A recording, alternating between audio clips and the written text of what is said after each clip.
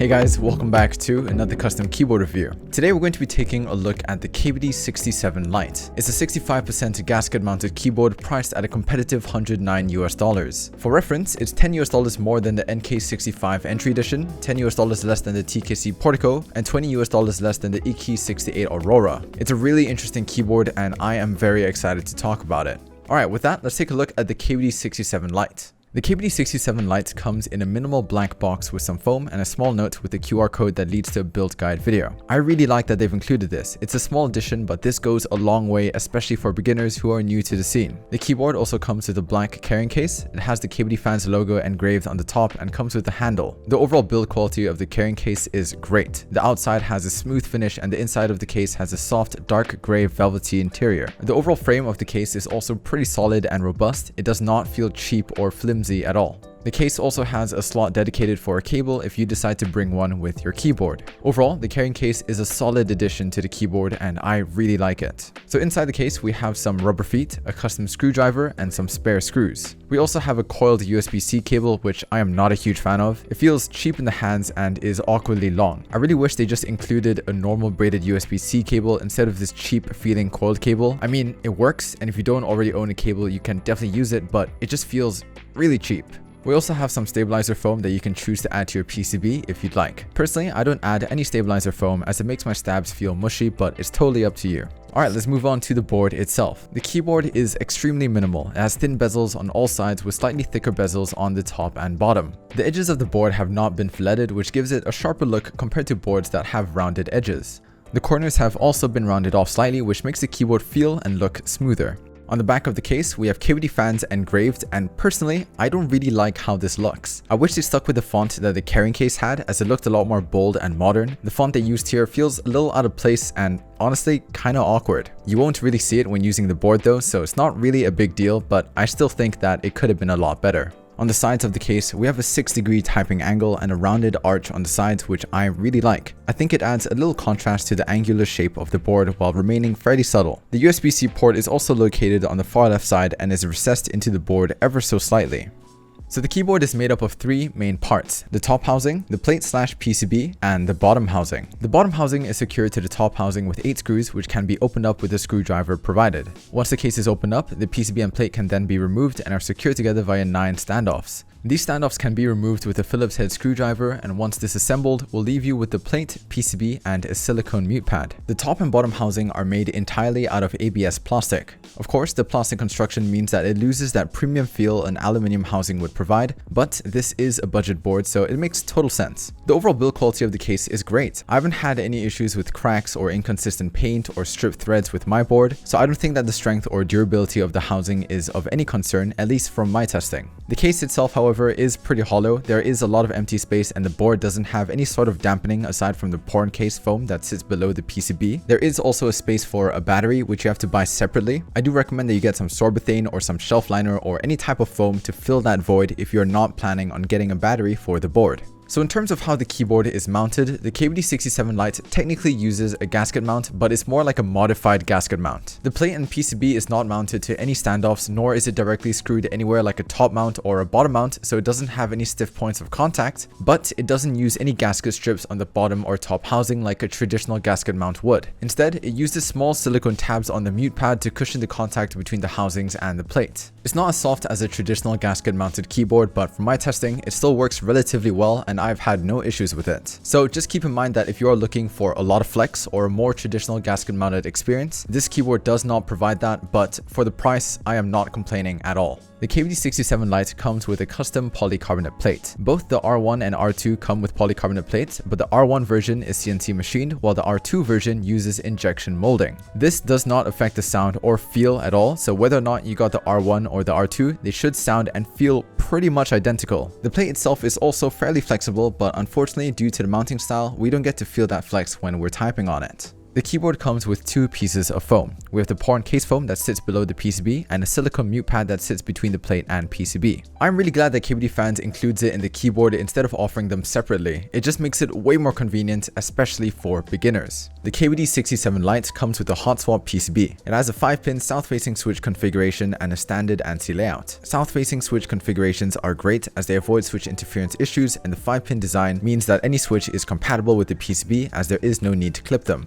The PCB also supports VIA and is fully capable of RGB lighting, which is a very nice touch. Both the R1 and R2 PCBs are identical, but you can also choose to get a Bluetooth compatible PCB for future group buys. The main trade-off with the Bluetooth PCB, however, is the lack of RGB and VIA compatibility, which kinda sucks. But if Bluetooth is really important to you, then by all means, go for it. I never really use Bluetooth with my keyboard, so I will always go for the wired option, but please let me know down in the comments below if Bluetooth is an important feature to you.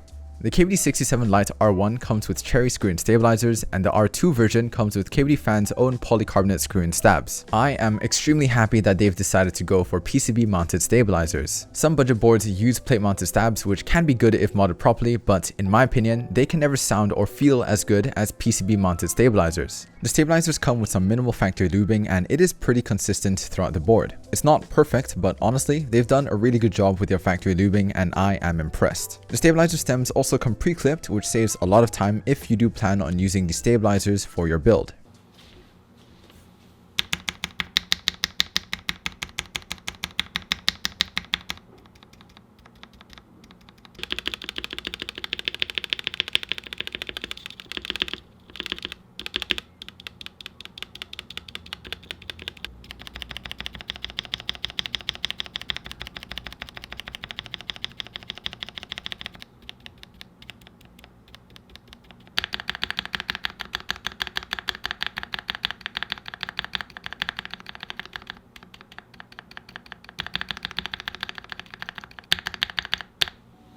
I was really shocked at how decent the stabilizers sounded completely stock. They're definitely far from perfect, and there's still a bit of rattle, which becomes really obvious when using the spacebar, but it's a great place to start. I definitely wouldn't recommend using it completely stock, but this makes improving it a lot easier. For this review, I'm going to dismantle the stabilizers and relube them with Krytox 205G0 and XHT BDZ. XHT BDZ is a thick lube that is designed to be used on stabilizer wires only, and I wanted to try it instead of using the Holy Mod to see if it would be suitable for the cherry screw-in stabilizers. So I cleaned the stabilizers with soap water and used a toothbrush to clean the insides, and after that I dried them in some tissue.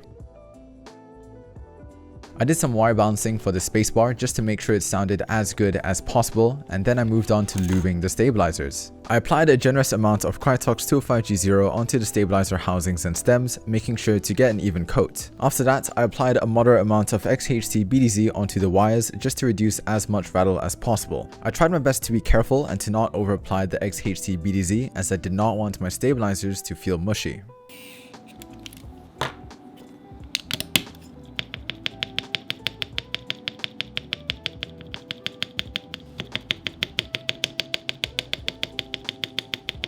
After some testing, the spacebar still had quite a bit of rattle, so I ended up using the Holy Mod for the spacebar. I highly recommend you do the same if you plan on using the stabilizers included with the KBD 67 Lite. If you're okay with spending a little bit more money, I do recommend that you use other stabilizers like the Durock V2 stabs or the Zeal PC stabs if you want to make your build sound as good as possible. I'm going to be trying out two switches on this board, the Mode Reflex linears and the Mode Signal tactile switches. Both the Mode Reflex and Signals have a 63.5 gram bottom out weight and are both manufactured by Durock. I've lubed the linears with 205G0 and the tactiles with 203G0, and they've both been filmed with Desk Keys switch films. As for the keycaps, I'm going to be trying out Cat Alpha. It's a minimal black on white keycap set, and I think it fits really nicely with the KBD 67 Lite.